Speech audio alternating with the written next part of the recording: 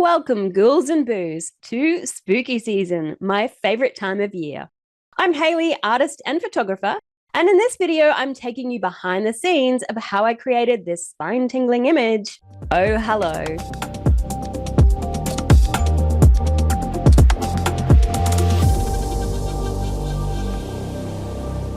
So first of all, I just popped in a sky that I'd photographed on a stormy day from my backyard just to be the background, and then I added in this little house. So let me tell you the story of this little house.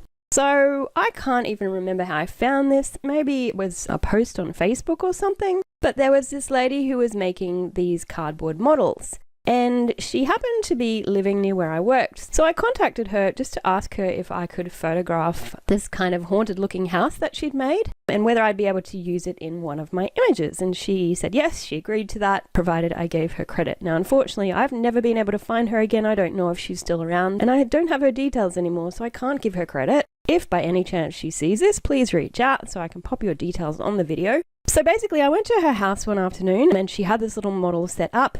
And so I used some focus stacking because being a smaller model, I wanted it to actually look like a full-sized house, even though it does have a kind of cartoony effect, but I sort of like that for this image. And so I used focus stacking to focus on different areas of the house, just to give it more depth. Otherwise it gets that kind of macro look where some is in focus and the rest isn't, and that's just not really how we see big things. So yeah, I focus stacked it, I combined all the different stacks in editing, and this is what I ended up with. So popped that into the scene and then just masked away the bottom to look like it was sort of floating within this foggy scene. I did a little bit of dodge and burning to it, so that is just bringing out some of the detail in it, again to make it look a little bit more realistic rather than a paper model. And I've done some toning to it just to make it a bit darker to fit that scene. Now, this here, when I photographed, I didn't notice that the cardboard on the step is poked up. Now, I could have left that because it sort of adds to the story a little bit, you know, it's a bit run down, but I ended up just cloning it out and giving it kind of a flat surface. I then toned that a little bit and darkened down the back a bit just to add again a bit more realism. And then I just added some more stairs at the bottom there and gave those a little bit of dodge and burning again for that realism. I have darkened the whole scene to make it look like it was night. Added a bit of a blue tone again to enhance that kind of nighttime feel. So I do teach you how to make things night inside my Exposing Illusions course. And then I started lighting the windows. So basically I selected all the little black bits of the windows and then added a kind of yellow glow behind. Again, I teach you how to add glows in the same lesson, I think, in my Exposing Illusions course. But basically I just got a big soft brush and dotted it on, and then it only went within those areas that weren't masked away. So that did take a little bit of time, especially considering there's a few windows. So I did it to just a few select ones, made sure that whole floor was lit up, added some glow to make it look like that light was now reflecting outdoors as well. Did the top, added some more glows there, and I think I left the rest of the house. Now, I put this little figure inside. So again, I had to use that same mask, so they were behind the broken windows. That is a self-portrait. So I just stood on my back patio holding a knife, took a picture of myself, and then turned it into a silhouette. So I basically just selected myself and made it black. Again, I teach silhouettes inside my courses, particularly Exposing Illusions and Photo Fanatics.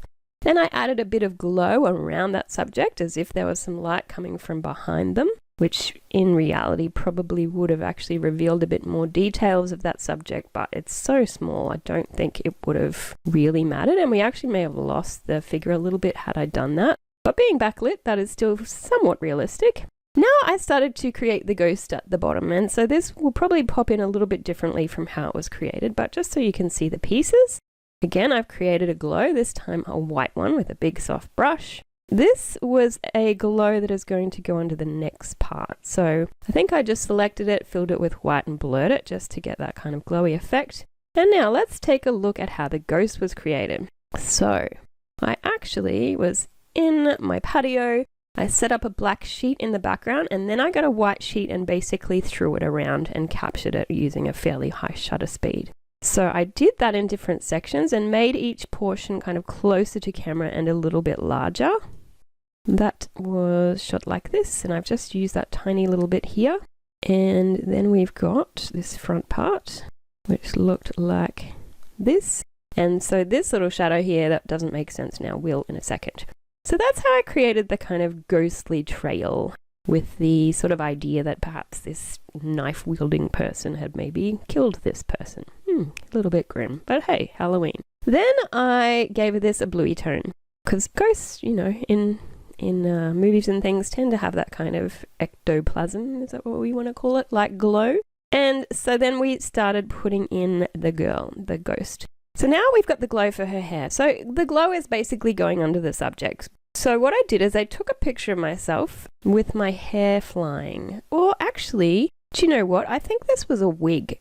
But I basically had a white wig and I threw it around and captured it flying out like this, and then just cut out the base of the wig.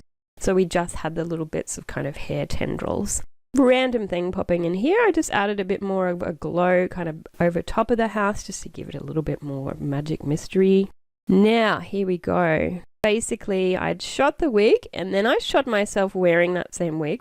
And that's what I have used for this shot. So I'm guessing what I did was made the image black and white and then inverted it. So everything that white went black and vice versa. I'm pretty sure that's how this happened.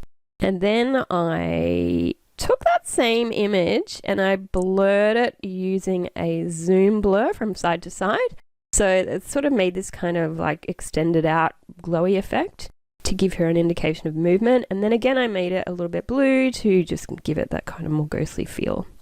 Then I used curves and I really brought up the highlights and brought down the midtones just a touch, which has just made her really glowy. Then I took another one from that's a pretty funny photo, took another photo from that little photo shoot I did and did the same effect. So I basically changed the blend mode, brought down the opacity and just have a little bit of a screaming face here. You can't see it, it's really subtle, but I kind of wanted that. Brought up that lightness of that a bit. Did the exact same here, so let's see if we can see that face. Also hilarious. And so they were a little bit blurry because I was using that longer shutter speed for those moving ones. Really, really fun to play a ghost if you are wondering. Then, yeah, I put it on divide again, which made her go the opposite colors, and then did a little bit of brightness work on that. So then I added a glow around her. So basically it is a outer glow. So I've just sort of given her more of a glow on her edges. I have used selective color then to, again, make her that little bit more blue. So I think what the game I was playing here was trying to make her look more glowy, but not sort of remove all her features. So it was just a back and forth game of trying to get that right. Then I have painted some light. I think this was a little bit of a dodge and burning job here. I've started directing the eye where I want it to go. So I've lit up that house a little bit more. I've lit her up a little bit more.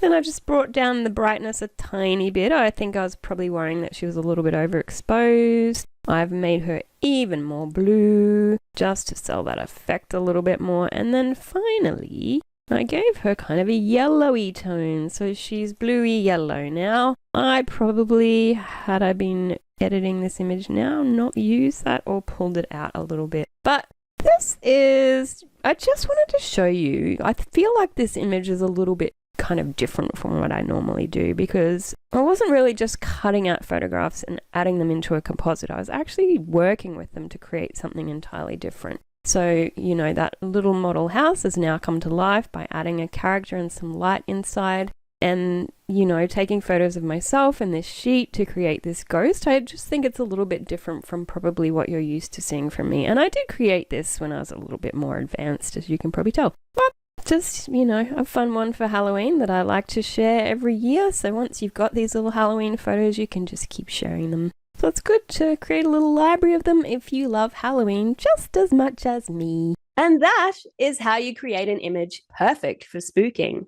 If you're creating any Halloween themed images of your own, please come share them in our Creative Photography Facebook group linked below because I just adore all things Halloween. And until we meet again, happy trick-or-treating!